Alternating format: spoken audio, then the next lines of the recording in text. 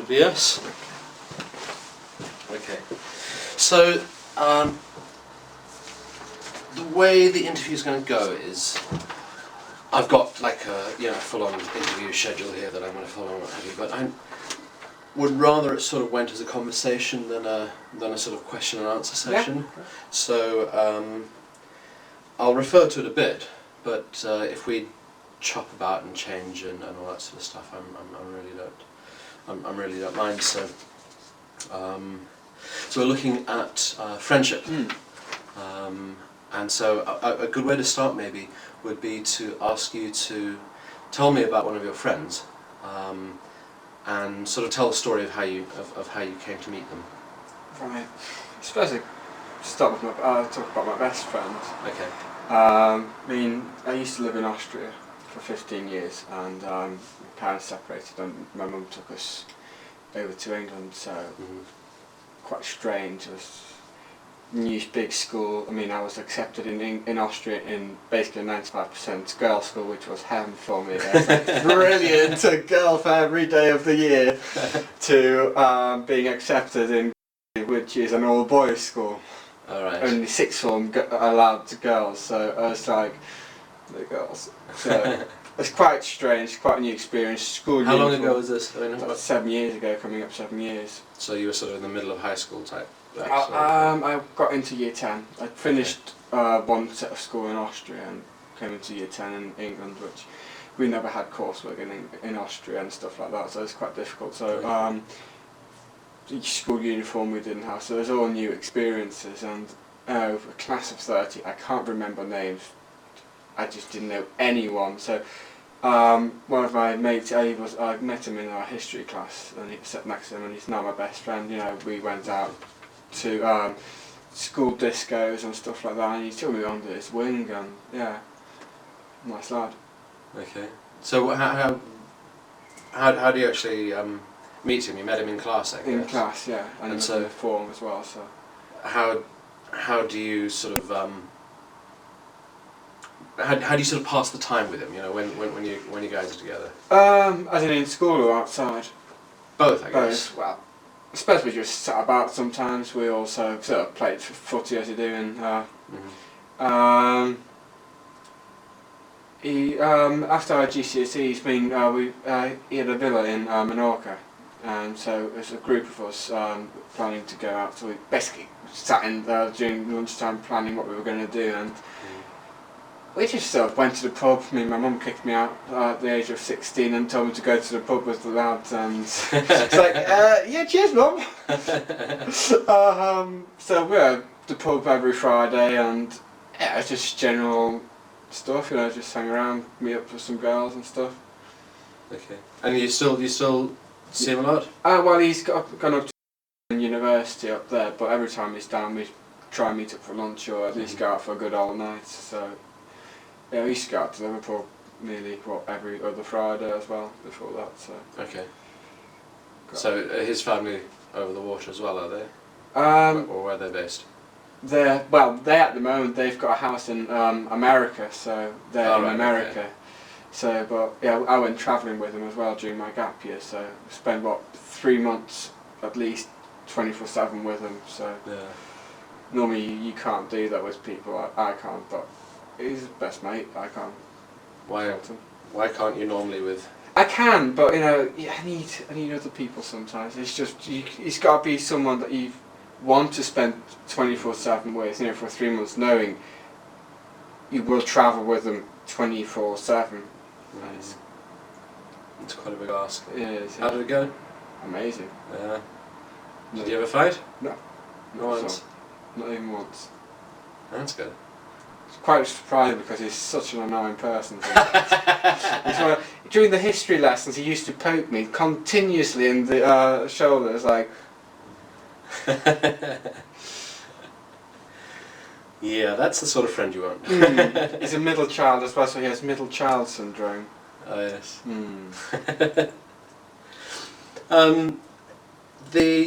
Your other friends, is your relationship with them quite similar to your relationship with this guy? But we've got there's the group of the lads, including a couple of girls, but they're part of the lads.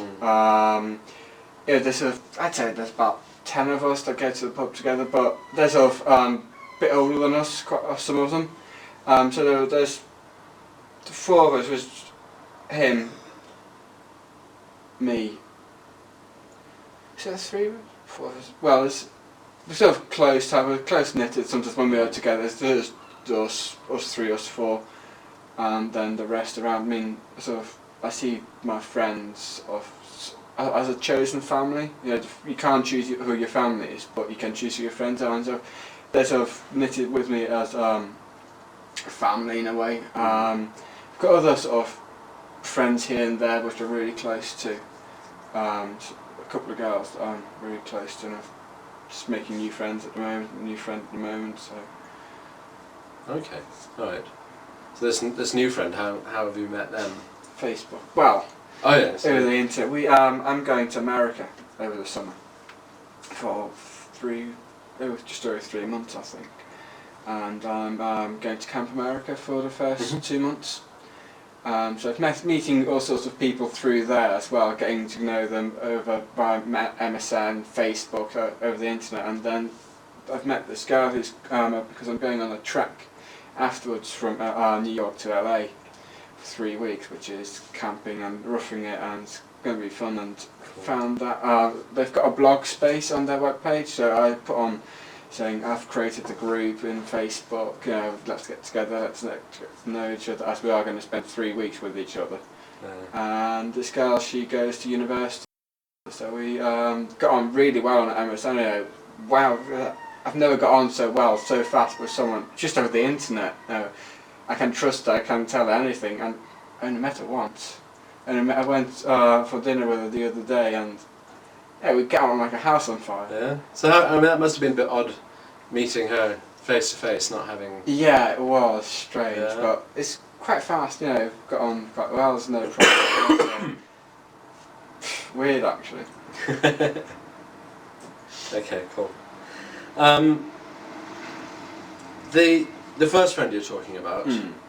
Do you reckon that's a friend for life? I mean. Yeah, it's forever? going to be my best man at the wedding if I ever have one. So definitely, Yeah. definitely best mate for life.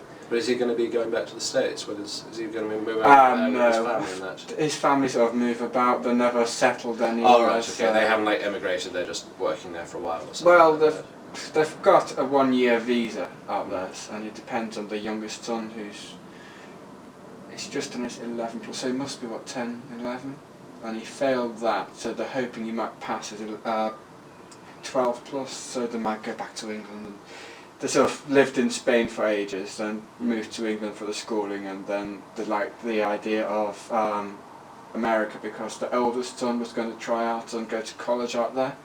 Okay. But they didn't take him into the basketball team, so he went back to England, and they just bought this house. Just out of random, they saw it, liked it, and just thought, oh, let's buy it. So, I see too. if you've got the money, why not? Yeah. So, but he doesn't have plans to go over to the States. Then he's gonna. No, he's gonna stick in the UK.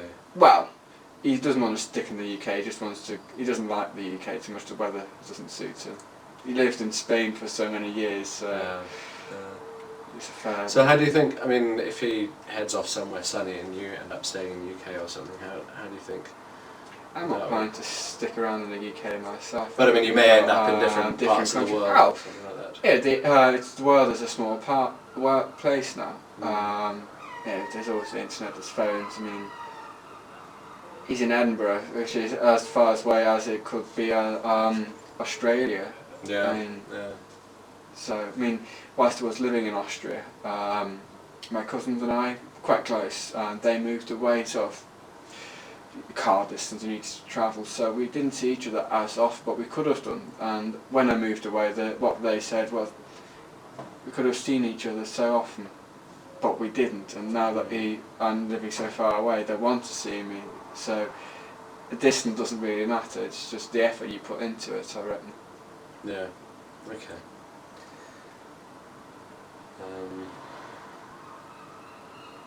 So this chap you met at school, what were your other school friends like? Some were a pain. I haven't had an easy life with friends. I've always been sort of bullied, and when you some of my friends, I got taken advantage of. I'm quite a nice guy, does everything for everyone, doesn't say no, and people took advantage of me. So Yeah. I sort of learned the hard way.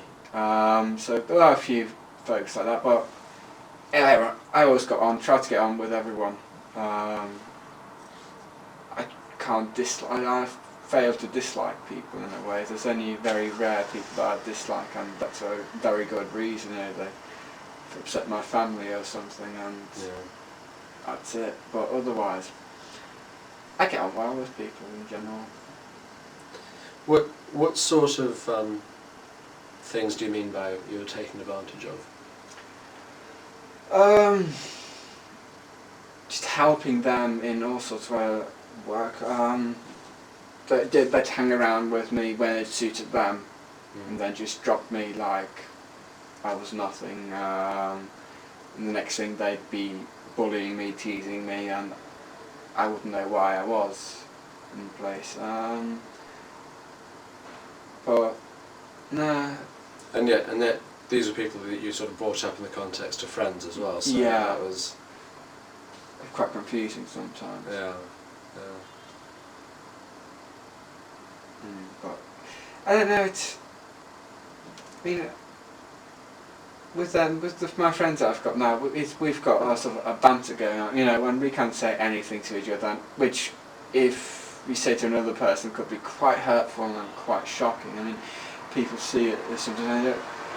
How can you let him talk to you like that? I give him a scud back, and we know that it's only joking. There's this girl in university, and honestly, she can't say anything to me, and I just laugh it off because I know she's joking. If you say it in one way, words may hurt, but only if you let them, and if you mean it in a hurtful way. So. But she doesn't. No. What sort of things? Crummy, stupid things, quite insulting things. I'll tell them how stupid I am. I'm rubbish at this and this, that, and the other. I don't know. It's just petty things sometimes that get to people, and it's just. Sorry, in the context of the friendship, just anything. Just really. forms part of how you speak to each other. Exactly so. Yeah. Okay.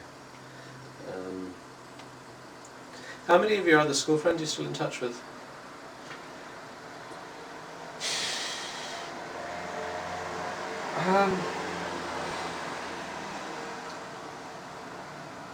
Actually, because quite a few of them go out every so often.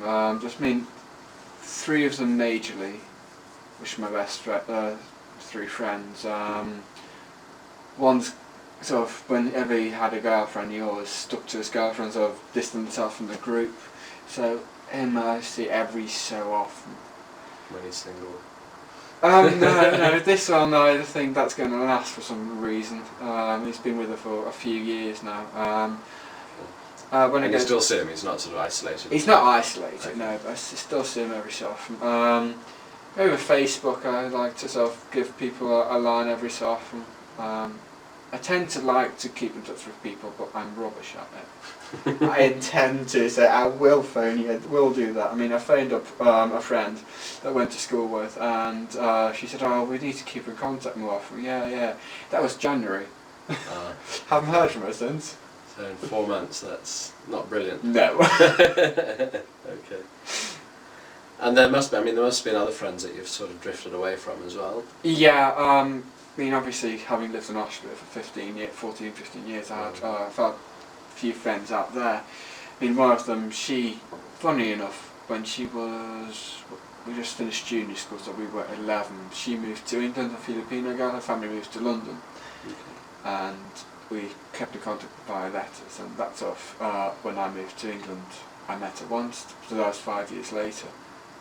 And we met once, and she now has moved to the Philippines to do a dentistry course, and I haven't seen her in 10 years, and we always lost contact totally. As in, I used to send letters to her family and everything, I never got anything back, and then weirdly enough I'd find her online somewhere and think, fantastic, she's there, and then lose contact again with her, and then out of the blue she says, oh hello, I'm now on Facebook as well. So that's one friend I sort of on and off contact. Yeah. My best friend from junior school I used to be in contact with, but And I know I can find him on the internet in my newsletters because he's a weightlifter for Austria.